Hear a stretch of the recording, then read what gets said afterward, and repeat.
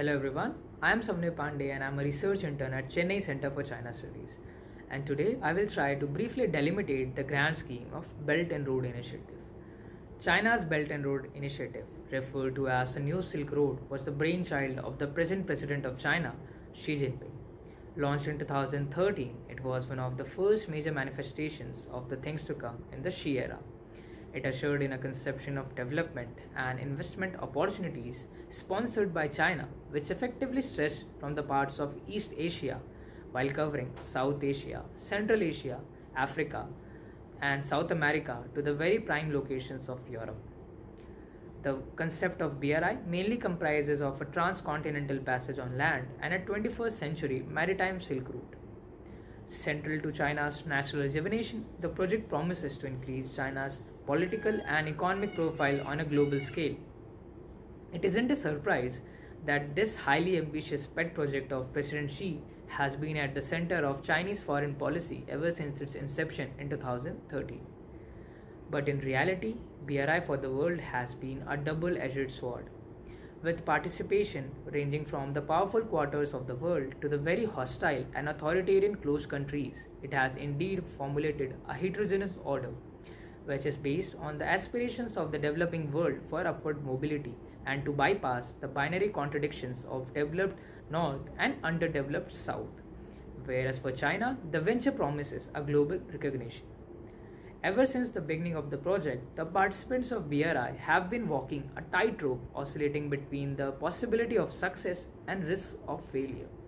So with all the doubts, hesitation, and non-participation of some of the largest economies of the world, including the likes of USA and India, it becomes clear that the host nations were pretty much aware of the possible dangers or risks associated with the scheme, and their participation at the very first place throws light on the Chinese economic and political maneuver with regard to the inherent limitations of these very host nations. The ever-changing goalpost of the scheme and numerous structural fallacies that have led to tangible debt traps, concerns of militarization of infrastructural developments, and economic coercion have raised eyebrows on the sustainability of the project. The second BRI forum held in 2019 marked the beginning of a new phase of BRI, popularly dubbed as the BRI version 2.0, which promised to be qualitatively different than the earlier version.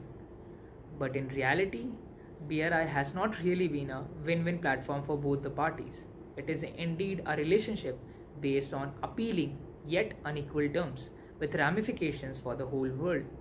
So even before the pandemic, more or less it appeared that this Chinese funded and sponsored mission will soon hit a snag. The fallout from COVID-19 underscores the crisis of credibility and capability for the present day order. In lieu of the failed West, any helping hand is more than welcome, including that of China.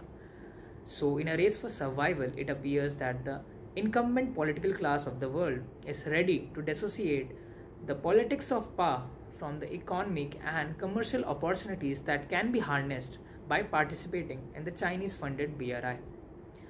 Even BRI, sensing the mood, went into hibernation in the summer of 2020 and returned to the scene with a new approach, a post-COVID approach. Can this be dubbed as the BRI version 3.0? And more importantly, will China be finally able to get its return of investment? Central to the China dream, BRI is China's global brand and a personal creation of Xi. At this juncture, China under President Xi strongly feels the need for staging points to assert itself as an alternative.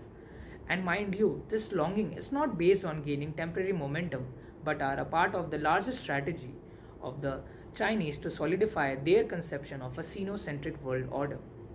So, to comprehensively understand this mobilization behind this grand scheme, first we need to decipher the very applicability of this scheme with regard to the pre-BRI scenario, its enabling structure, and at the last, we have to evaluate the prospect of benefits in the post-COVID world. To know more, please visit our website. Thank you.